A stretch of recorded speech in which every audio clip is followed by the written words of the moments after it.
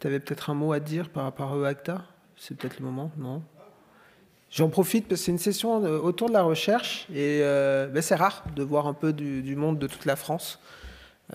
On se voit plus sur Twitter, on se like, mais c'est bien en physique. Donc je pense qu'il y a Philippe qui avait quelque chose à nous annoncer, quoi, un message. Non, mais c'est un message, mais ça pourrait être aussi Bertrand Rozek qui maintenant représente la communauté française au sein de l'EACTAIC, qui est l'équivalent européen de notre association Arcotova au niveau français. Et c'est vrai que la France est très sous-représentée depuis très très longtemps. Hein.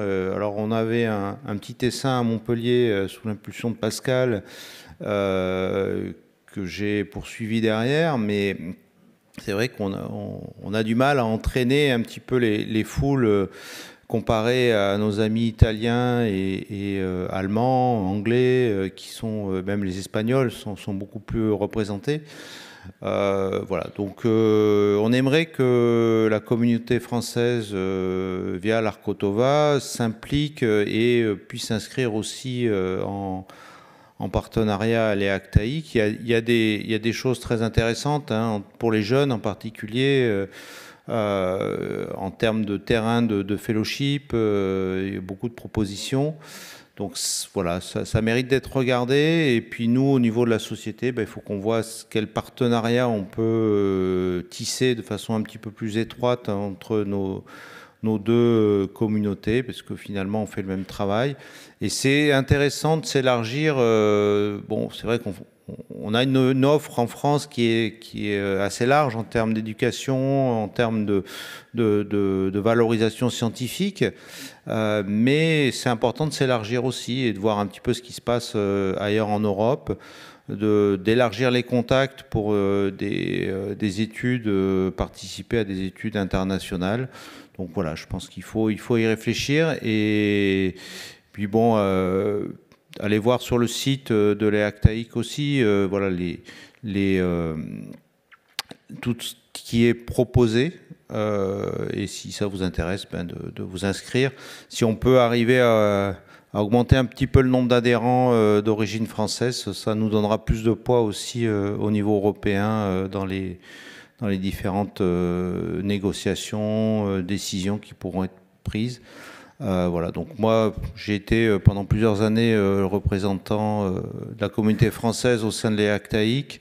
Maintenant c'est Bertrand Rozek qui a pris la suite et voilà, mais on est tout à fait disponible, je pense aussi bien lui que moi pour vous aiguiller si vous avez des questions. Voilà. Ah, merci. Donc vous avez entendu. Et deuxième petit, j'en profite toujours parce que c'est une session et rebondir sur la recherche qui devient de plus en plus active, je trouve, en cardiaque, thoracique, vasculaire, l'insuffisance cardiaque, l'ECMO, et qui est peut-être un peu désorganisée au sein de notre communauté.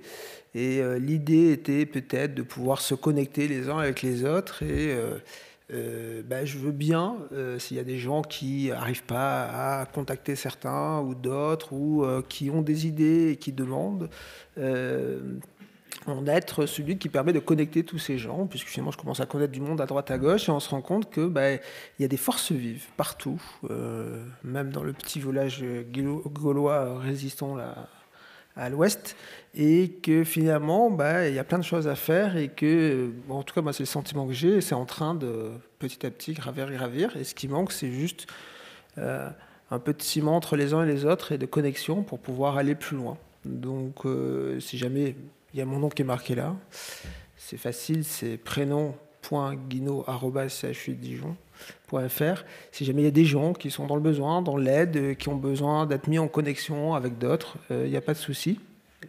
Au nom de Arcotova, j'espère, et de l'ASFAR, parce que je pense qu'on a vraiment besoin de ce travail collaboratif. Merci pour cette session. Merci pour tout, et à bientôt. Merci.